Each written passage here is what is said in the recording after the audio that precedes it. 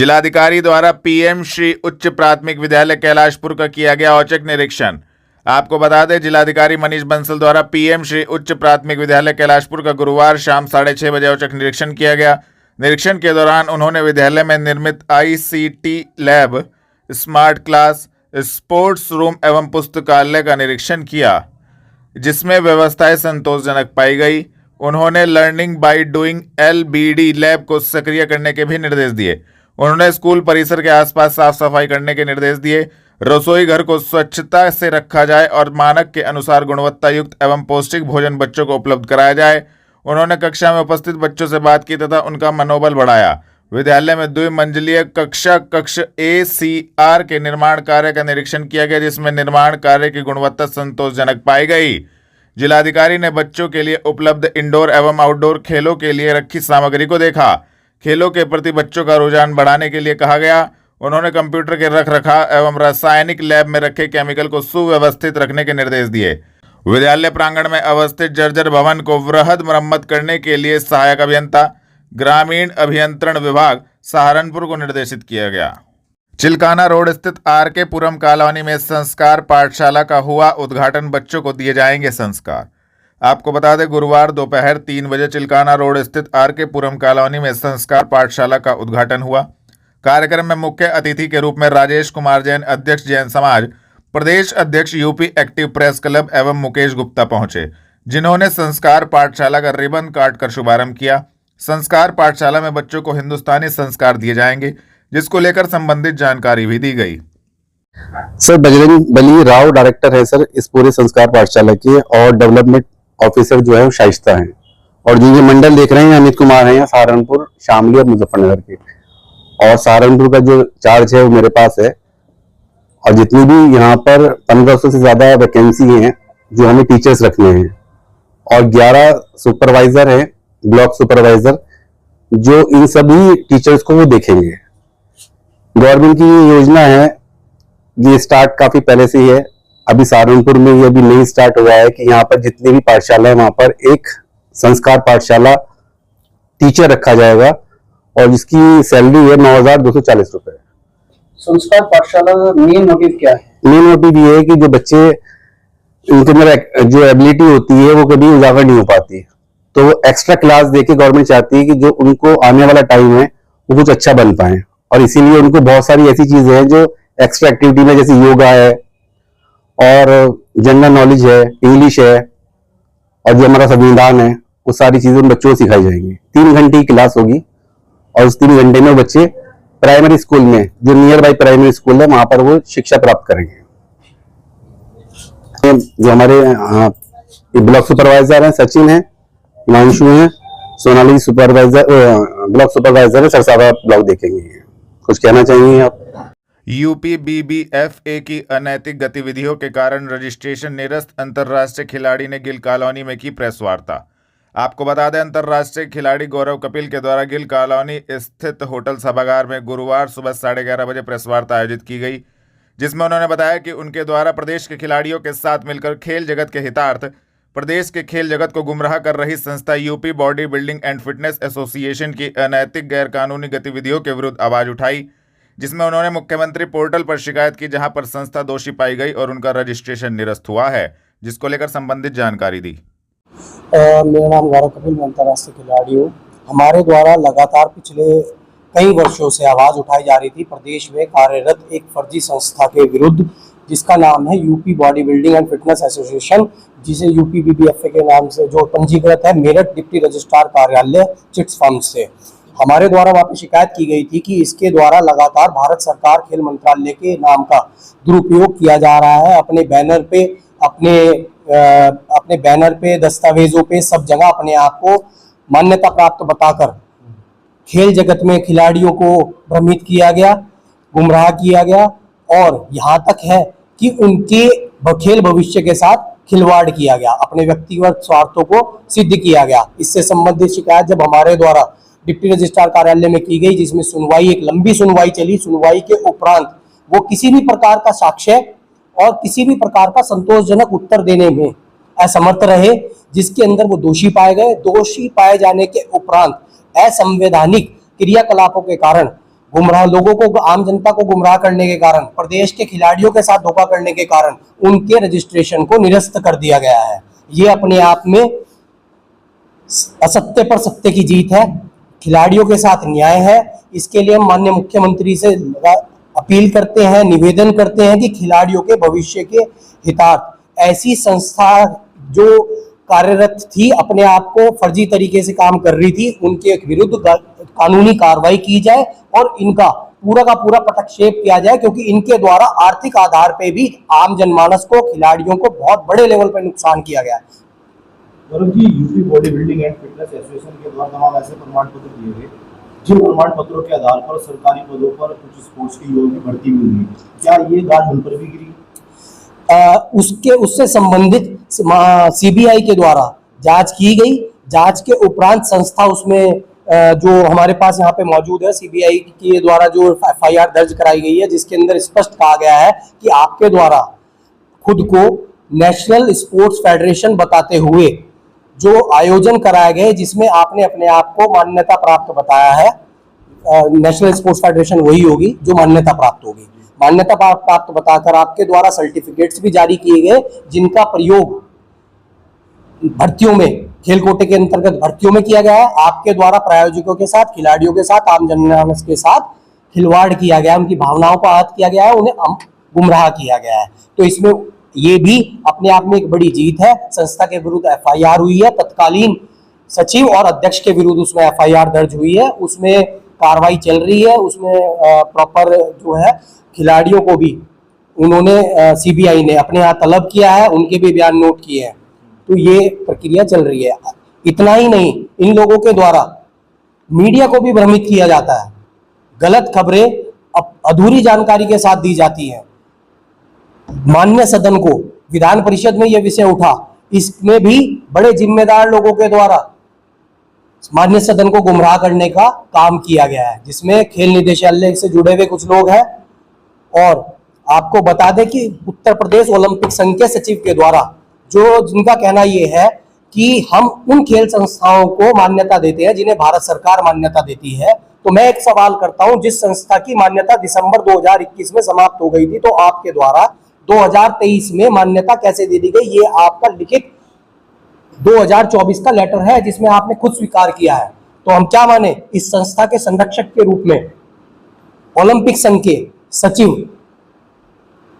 दर्शाए गए हैं, तो संरक्षण तो बड़े लेवल से इन लोगों को प्राप्त है, तो बचाने का पूरा प्रयास उनके द्वारा भी किया गया है, तो बड़े स्तर से इन्हें संरक्षण दिया गया। परंतु मैं डिप्टी रजिस्ट्रार महोदय का आभार व्यक्त करता हूं, उन्होंने किसी दबाव में न आते हुए निष्पक्ष जांच की, सुनवाई की, और सुनवाई के उपरांत इनके दोषी पाए जाने पर निरस्तीकरण के आदेश जारी किए और सर्टिफिकेट जमा करने के लिए आदेश जारी किए। कलेक्ट्रेट में भारतीय किसान यूनियन टिकैत की बैठक, किसानों की समस्याओं के समाधान की गई मांग, दी संबंधित जानकारी। आपको बता दें, गुरुवार सुबह 11:45 पर भारतीय किसान यूनियन टिकैत की बैठक का आयोजन कलेक्ट्रेट परिसर में हुआ। किसानों का कहना था कि उनके ऊपर प्रकृति का प्रकोप पड़ रहा है, लेकिन सरकार उनकी कोई सुध लेने को तैयार नहीं। टाइम से किसानों को खाद नहीं मिल पा रहा है, किसानों की फसलें पानी में डूबी हुई हैं और कोई पटवारी सर्वे करने को तैयार नहीं है। किसानों ने सरकार से मांग करी है कि किसान की समस्याओं का समाधान किया जाए, जिसको लेकर संबंधित जानकारी दी। चौधरी अशोक कुमार, भारतीय किसान यूनियन मंडल अध्यक्ष सहारनपुर। ये मासिक पंचायत हर महीने की 21 तारीख में हो हर जनपद में। तो ये इसमें 2-3 मुद्दे हैं। एक तो आने वाली जो 24 तारीख है, इसमें जम्मू कश्मीर के उप मुख्यमंत्री जी सिसोली में रहे, एक तो उसके लिए बुलाए थे भाई, अधिक से अधिक संख्या में सिसोली जाना। दूसरा, जनपद में किसानों ने खाद नहीं मिल रहा। तीसरा, कहीं कहीं बाढ़ आई, जैसा सरसावा इलाके में बाढ़ आ रही, तो वहां बहुत नुकसान कर दिया। एक चिलकाने में जो मंडी है वह सुचारू रूप से नहीं चल रही, वहां कुछ है ही नहीं। तो इन्हीं समस्या में लेकर डीएम तक मिला जाएगा। कुछ समस्या किसी थाने की है तो एसएसपी साहब से मिला जाएगा भाई साहब। तो इन्हीं समस्या में लेकर आज यहाँ आए। बहुत समस्या किसान की है जो परेशान। भाई अरुण राणा, जनपद सहारनपुर, भारतीय किसान यूनियन बाबा टिकैत। भाई बैठक तो ये समस्याओं के विरोध में होती है। सरकार से हमारी मांग है कि आपने इतनी बारिश प्रकृति का प्रकोप यो किसानों पर पड़ रहा है, शुद्ध आप ले नहीं रहे, टाइम पर खाद नहीं मिल रहा, फसलें पानी में डूबी खड़ी, कोई पटवारी सर्वे नहीं कर रहा। हमारा तो सीधा सा एक मोटा सा कहना यू है सरकार से, भाई इस गरीब किसान का भी ध्यान रखो। आप गन्ने का भाव नहीं बढ़ा रहे, आप गन्ने का पैसा नहीं दिलवा रहे, सरकार सो कहाँ रही या भाई? योगी आदित्यनाथ ने गुंडागर्दी खत्म करी या किसानों पर भी तो लागू करो, इनका भी तो ध्यान करो। ये भी तो इस योगी के ही राज में रह रहे हैं। या फिर आपने जो है कसम खा ली, भाई किसानों को बिजली का कनेक्शन नहीं तुम दे रहे, भाई किसानों को खाद तुम नहीं दिवा रहे, भाई जो भी छूट है किसानों की आपने शुद्ध क्यों नहीं ले रहे? प्रशासन वो इसमें कोई अपनी जिम्मेदारी नहीं निभा रहा। भाई देखो सर्वे करवाना चाहिए, उन्हें गरीब किसानों को मुआवजा भी मिलना चाहिए। भाई जिनका नुकसान हो रहा, हम सबको तो नहीं कह रहे, पर जिनका नुकसान हो रहा, जिन बिल्कुल गले तक पानी आ रहा, जिनके सांस भी नहीं आ रहा, आप उनकी तरफ भी नहीं देख रहे। कहाँ प्रशासन सो रहा? योगी आदित्यनाथ जी से हमारी नम्र निवेदन है कि इन किसानों का भला करो, थोड़ा बहुत इन्हें गन्ने का पैसा दिवा दो, भाव बढ़वा दो, फसल का वाजिब मूल्य दिलवाओ टाइम से। कलेक्ट्रेट पहुंचे हिंदू रक्षा दल ने हरियाणा की मनीषा की हुई हत्या के मामले में की कार्रवाई की मांग किया प्रदर्शन। आपको बता दें, हिंदू रक्षा दल के पदाधिकारीगण एवं कार्यकर्तागण गुरुवार सुबह 11:30 बजे जिलाध्यक्ष राजन पंडित के नेतृत्व में कलेक्ट्रेट स्थित जिलाधिकारी कार्यालय के बाहर एकत्रित हुए, जिसमें राजन पंडित का कहना था कि हरियाणा राज्य की लड़की मनीषा की जो हत्या हुई है, इसमें महिलाओं की सुरक्षा को लेकर सवाल खड़े होते हैं। मनीषा हत्याकांड को लेकर हिंदू रक्षा दल में आक्रोश व्याप्त है। हिंदू रक्षा दल ने उक्त मामले में सरकार से कड़ी कार्रवाई की मांग की है। जी आपका नाम? मेरा नाम राजन पंडित है, मैं हिंदू रक्षा दल से जिलाध्यक्ष हूँ। क्या मामला है, इसको लेकर आप यहाँ? मामला ये है, हरियाणा राज्य में जो हमारी बहन है उसके साथ में बहुत बदनाक तरीके से दुष्कर्म किया गया, जिसमें प्रशासन वहाँ कोई कार्रवाई नहीं कर रहा है। गोल मोल बटोल तरीके से बातों को कर रहे हैं कि भी ऐसा है, ऐसा कुछ नहीं है। उसके साथ में गैंग रेप हुआ है, उस पर कड़ी से कड़ी कार्रवाई करनी चाहिए। अगर देश भर में भाजपा की सरकार है, देश के प्रधानमंत्री जी तो कोई नहीं सो रही, जहाँ महिलाओं को सुरक्षा की बात करते हैं वहाँ महिलाओं को कोई सुरक्षा नहीं है, सिर्फ अपमान हो रहा है। एक दिन के लिए देश का प्रधानमंत्री आप मुझे बनाओ, फिर देखिए मैं महिलाओं की कितनी सुरक्षा और कितने बड़े कानून लेकर आऊंगा। तो क्या मांग है? हमारी मांग है बड़े से बड़े कानून होने चाहिए, महिलाओं के लिए सुरक्षा होनी चाहिए। अंबाला रोड पर अखिल भारतीय पाल महासभा युवा पाल समाज सेवा एवं उत्थान समिति का सम्मान समारोह हुआ आयोजित। आपको बता दें, गुरुवार दोपहर 3 बजे अखिल भारतीय पाल महासभा युवा पाल समाज सेवा एवं उत्थान समिति के द्वारा स्थापना दिवस के उपलक्ष्य में कार्यक्रम का आयोजन किया गया, जिसमें इस वर्ष शैक्षणिक परीक्षाओं में सफल हुए मेधावी छात्र छात्राओं को सम्मानित किया गया। सम्मान समारोह का उद्देश्य न केवल छात्रों को प्रोत्साहित करना था, बल्कि पूरे समाज को यह संदेश भी देना था कि शिक्षा ही समाज के उत्थान का सबसे सशक्त माध्यम है। आपका नाम और आज क्या कार्यक्रम आज? मैं कवि महेश पाल। आज युवा पाल समाज सेवा उत्थान समिति द्वारा मेधावी छात्र छात्राओं कार्यकर्ताओं का सम्मान समारोह रखा गया है, जिसमें हमारे समाज के सभी मेधावी छात्रों को और कार्यकर्ताओं को जो समाज के लिए दिन रात कार्य करते हैं उनको सम्मानित करने का कार्यक्रम रखा गया है। लगभग कितने बच्चों का सम्मान? लगभग 500 बच्चों का हमारा कार्यक्रम है और पूरे जिले के हर एक गाँव से हमारी टीम ने संपर्क किया और सभी विशेषकर लड़कियां इस कार्यक्रम में बढ़ चढ़कर हिस्सा ले रही हैं। क्या मैसेज देना चाहेंगे बच्चों के लिए? मैसेज तो एक हमारे बड़े बुजुर्ग एक शायर क्या करके गए हैं कि कदम कदम बढ़ाए जा, खुशी के गीत गाए जा, ये जिंदगी है कौम की, तू कौम पे लुटाए जा। देखो हमारा देश विविध जातियों से भरा हुआ देश है, समाज की एकता ही देश की एकता होती है। इसलिए ये संदेश देना कि शिक्षा के माध्यम से ही आप बड़े से बड़े ओहदा प्राप्त कर सकते हैं। शिक्षा ही वह शेरनी का दूध है जो जितना पिएगा उतना दौड़ेगा। शिक्षा को समर्पित यह कार्यक्रम है। शिक्षा के माध्यम से ही हर हल निकलता है, अहिंसा से ही हर समस्या का हल निकलता है। यही संदेश देने के लिए आज बच्चों को सम्मानित करेंगे। आपका नाम और आज क्या कार्यक्रम आयोजित किया? आज मेरा नाम सोपिन पाल। आज युवा उत्थान समिति उत्तर प्रदेश के द्वारा और अखिल भारतीय पाल महासभा सहारनपुर के द्वारा युवा मेधावी छात्र और छात्राओं का सम्मान समारोह किया गया, जिसमें सभी जो छात्र हैं जो समाज के 12वीं और 10वीं के 70% से ऊपर के छात्र हैं, उन्हें पाल समाज के द्वारा सम्मानित करने का जो कार्य किया जा रहा है बहुत ही सराहनीय है। जिसमें आज मुख्य अतिथि के रूप में आए विजय पाल जी और अखिल भारतीय पाल महासभा सहारनपुर बलजीत चौधरी जी और समाज के सम्मानित व्यक्तियों के द्वारा आज ये कार्यक्रम किया गया। आज सभी इस कार्यक्रम में हिस्सा बने, सभी का धन्यवाद। जय श्री राम। थाना गागालेडी पुलिस ने मुठभेड़ में गैंगस्टर एवं चोरी के मुकदमे में वांछित अभियुक्त को गागालेडी क्षेत्र से किया गिरफ्तार। आपको बता दें, वरिष्ठ पुलिस अधीक्षक के निर्देशन में पुलिस अपराध नियंत्रण हेतु अपराधियों के विरुद्ध कार्रवाई कर रही है।